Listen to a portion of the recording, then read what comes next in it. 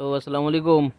আপনারা কি সবাই কেমন আছেন? আমি আছি মোটামুটি ভালোই। এই যে আপনাদের গাছ দেখাই, সুন্দর গাছ এবং গাছে লাল লাল গোড়া ফুটে রয়েছে, আপনারা দেখতে পাচ্ছেন।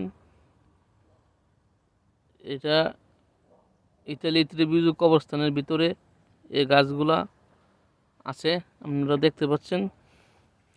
এই যে সামনে আরও আছে সুন্দর সুন্দর লাল লাল এক ধরনের গোটা। এটাকে আমাদের বাংলা শুদ্ধ ভাষায় ফলও বলা যেতে পারে।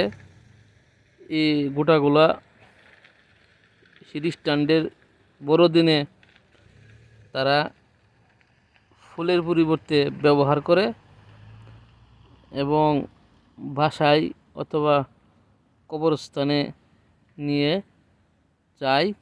এই এই এই গোটাগুলা দেখা গেছে কি তারপরে এই গোটাগুলাকে পাখি এসে খায় এবং একসময় গাছ পুরা খেয়ে পুরা গাছ শেষ করে ফেলে।